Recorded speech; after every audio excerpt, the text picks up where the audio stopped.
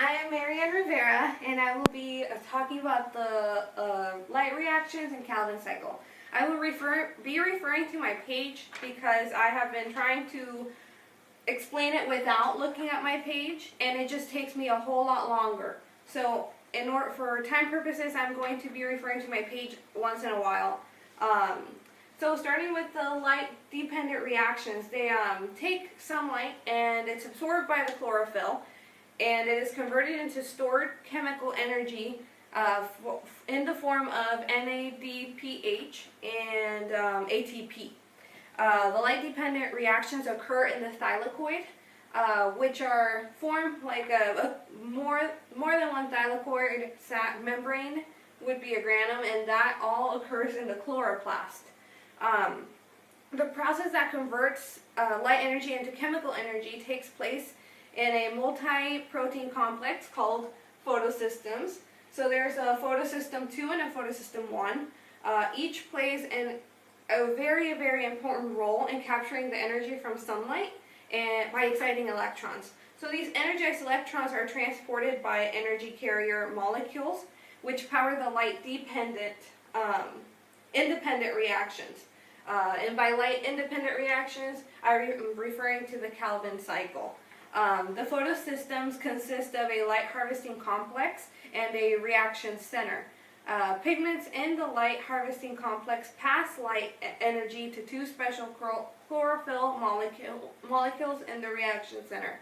The light excites an electron from the chlorophyll, which then passes it to the primary electron acceptor. The excited electron then must be replaced. So after all that process, it has to be replaced. In photosystem 2, the electron comes from the splitting water, which releases oxygen. This is vital. We need plants to do this. This is the process that happens for us to be able to breathe. And I'll be talking about it a little bit more in the next image. In the photosystem 1, the electron comes from the chloroplast electron transport chain. The two photosystems oxidize different sources of low energy electron supply. They deliver the energized electrons to different places, and they respond to different wavelengths in light. The Calvin cycle, the light-independent reactions, take the energized electrons from the light-dependent reactions to provide energy to form carbohydrates from the carbon dioxide molecules that it has. And we see the carbon dioxide molecules entering here. Actually, 3 of them enter here. They require the products, like I said, of the light-dependent reactions in order to function. The light-independent molecules depend on the energy carrier molecules ATP and NADPH, which we can see here. The light-dependent reaction is letting off NADPH and ATP, and they actually enter the cycle, and the cycle starts to, and it forms over here. You can see that it takes the ATP and makes ADP, and over here it takes NADPH and it makes NADP plus that one phosphate. So after the energy is transferred, the energy has to come back to the light-dependent reactions in order for it to start all over again. So they actually need these in order to make these two chemical energy molecules to make the carbohydrate molecules. So this cycle needs NADPH and ATP, the Calvin cycle does, and the light reactions need ADP and NADPH. NADP with that extra phosphate.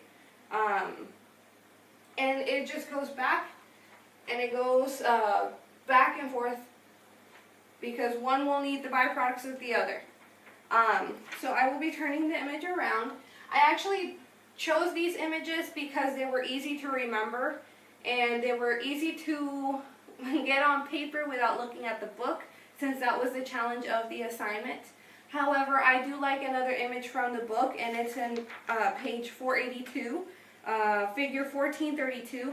This shows a lot more detail in the actual thylakoid and how everything happens. And it shows the electron transport chain, which I really like, but there was so much detail that I kept forgetting little things to add. So I decided to go with a simpler one and learn that one, and I was able to draw it without looking at the book. And I drew this little thing because I wanted to show how they function together. I explained it briefly before, but so we usually water a plant in order for it to grow. So we would be watering it, right? So it would go from the roots up to the leaves, and the water would be broken down in the light reactions, as I showed before, the water splitting molecule, and it will give us the oxygen that we love to breathe. And through that reaction, through the light dependent reaction, it'll form ATP and ADPH, and it will give it to the Calvin cycle, or the light independent reactions, and it will start cycling, and it will give us, it'll take the CO2, or the carbon dioxide that we exhale, it'll take it, it'll go through the cycle, and it'll give us some sugars. And it'll give back to the light dependent reaction an ADP and ADP. Sorry, that is very tricky to say. Over here I was able to label the overall image as a chloroplast, because everything, even though a lot of those reactions are happening in the thylakoid is in the chloroplast. And I put over here the light, because only the light reactions and the light dependent reactions will need light in order to function. The light independent reactions can function without light. They don't necessarily take place in the dark, they can take place in the day, but they do not need light. They only need the byproducts of the light dependent reactions. Okay, thank you for listening, and thank you for hanging in there with me. This was a very challenging topic to learn. So thank you.